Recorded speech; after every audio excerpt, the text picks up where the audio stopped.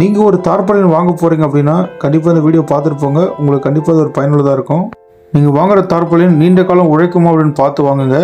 நீங்கள் மீன் வளர்ப்புக்கு தார்பாலின் வாங்குறீங்க அப்படின்னா, இல்லை நீரை சேமித்து வைக்கிறதுக்கு தார்பாலின் வாங்குறீங்கன்னா குறைஞ்சது 700 GSMலேருந்து 1000 GSM வரைக்கும் தார்பாலின் வாங்க. பிவிசியில் இல்லை HDPன்னு பார்த்தீங்கன்னா 750 மைக்ரான், 500 மைக்ரான், 1000 மைக்ரான் இருக்குது. அது போல் தரத்தில் நீங்கள் அதை வாங்குங்க.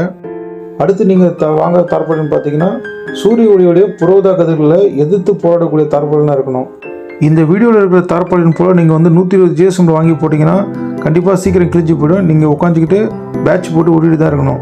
அதனால் உங்களோட தேவை என்னன்னு தெரிஞ்சு அதுக்கேற்ற தரத்தில் தார்பாலின் வாங்குங்க. நீங்கள் ஒரு மீன் வளர்ப்புக்கு தார்பாலின் வாங்க போகிறீங்க அப்படின்னா கண்டிப்பாக மீன் வளர்ப்பு செஞ்சு தார்பாலின் வாங்கினவங்ககிட்ட கண்டிப்பாக கேளுங்க. அவங்க தான் உங்களுக்கு தெளிவாக சொல்லுவாங்க எந்த வகையான தார்பாய் வந்து மீன் கடிக்கும் கடிக்காதுன்னு. எதுக்காக சொல்கிறேன்னு பார்த்தீங்கன்னா, மீன் பண்ணையை பொறுத்த வரைக்கும் மீன் குஞ்சுகள் விற்பனை செய்வாங்க, மீன் ஸ்டாக்ஸ் விற்பனை செய்வாங்க. இப்போ குஞ்சுங்க விற்பனை செய்கிறாங்கன்னா அடிக்கடி பண்ணையில் இறங்கிடணும். அப்போ அடிக்கடி இறங்கிடுனா அந்த பாய் டேமேஜ் ஆகிடும் லோ குவாலிட்டியாக இருந்தால். இது நல்ல தரத்தில் இருந்துன்னா அது அவ்வளோ சீக்கிரம் உங்களுக்கு இத்து போகாது.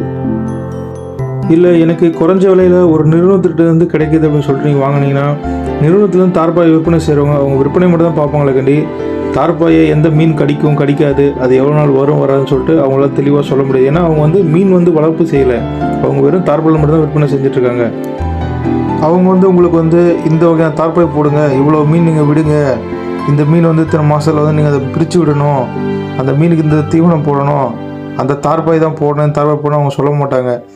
விற்பனை அவங்களுக்கு என்னது லாபகரமான தார்பாய் விற்க முடிஞ்சுச்சா, குறைஞ்ச விலையில் தான் அவங்க வந்து தார்பாய் விற்பனை செய்ய பார்ப்பாங்க. எதுக்காக அப்படின்னு பார்த்தீங்கன்னா, அப்போ திருப்பி வந்து நீங்கள் வாங்குவீங்க. நல்லா தரமான தார்பாய் விலை அதிகமாக இருக்கும், அந்த தார்பாய் நீங்கள் வாங்க மாட்டீங்க. முடிஞ்ச அளவுக்கு குறைஞ்ச விலையில் தார்பாலின் கொடுத்து உங்களுக்கு தார்பாலின் விற்பனை செய்யத்தான் பார்ப்பாங்க.